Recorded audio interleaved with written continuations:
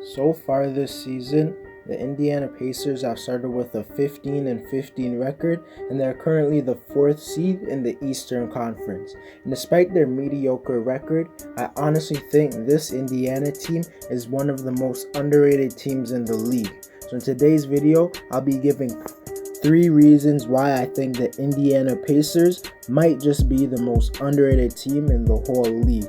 Before we get into the video, I ask you to drop a like on this video to help my channel grow, subscribe to my channel if you want weekly NBA content, and to help me reach my goal of 1,000 subscribers, and comment on this video to start a conversation with me because I respond to all of my comments. And play that intro.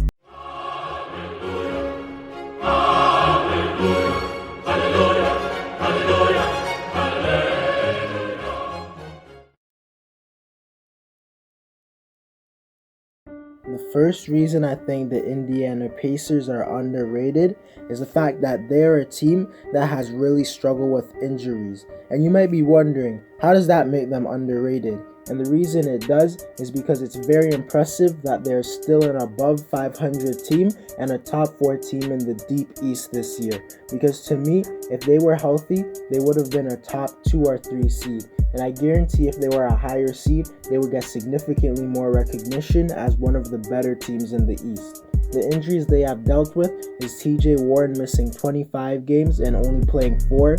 Jeremy Lamb has missed 13 games. Caris LeVert hasn't even played a game for them ever since he got traded there. And even though that's only 3 players, you have to realize that is 3 of their top 7 players and 2 of their top 5 guys. So the fact that they're doing so well without those guys makes me excited for when they're fully healthy, because I think a fully healthy Pacers team could compete with the top teams in the East and maybe, just maybe, upset them.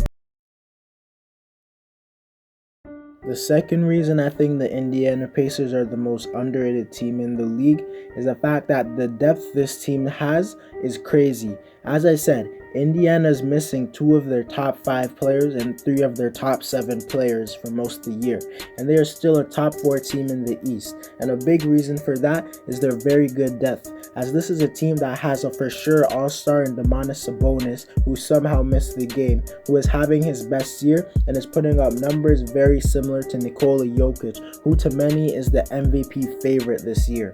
Sabonis so far this season has averaged 21 points, 11 rebounds, and 6 assists as a big man, which is very impressive. And if he's not an all-star, it will prove to me that the fan voting might need to be reduced even more. They also have a guy in Malcolm Brogdon who has played like an all-star and top 10 guard in the league this year, and he has improved his play a lot from last season, and is showing why the Bucks should have re-signed him instead of Eric Bledsoe. As so far this year, he's been averaging 21 points and 6 assists, shooting 44% from the field and 39% from 3.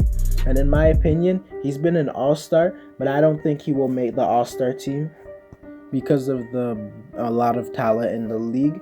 This team also has TJ Warren, a very good bucket getter who will really help this team when he returns.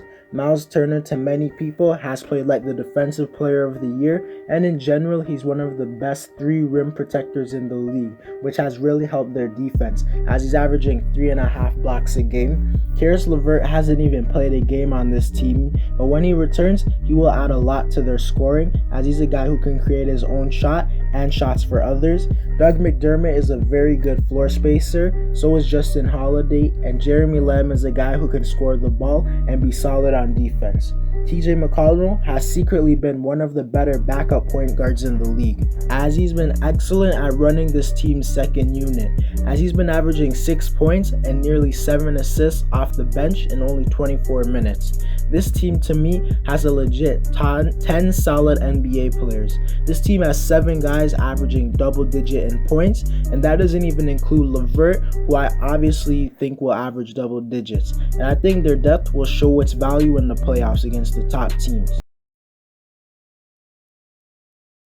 The third reason I think the Indiana Pacers are the most underrated team in the league is the fact that this team underratedly has a lot of guys who can go out and get a bucket out of nothing, which is a very important thing to have at the end of close games and in the postseason.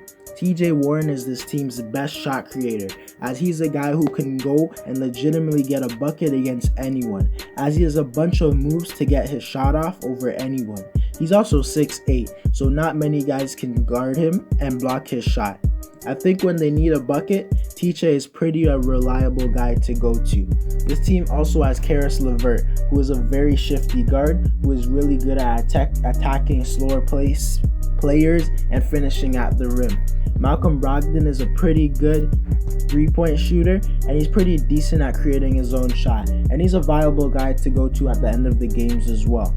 Also, going to Domantas Sabonis at the end of the games is a pretty good option as well, as we've seen him hit many clutch shots. So down at the stretch of the games against the best teams in the league, the Pacers have some pretty reliable guys to go to, and they have options. To conclude the video, the Pacers are not talked about enough as one of the better teams in the East, and I think they could give the Nets, Bucks, and 76ers a good and close series. I just hope they can get healthy.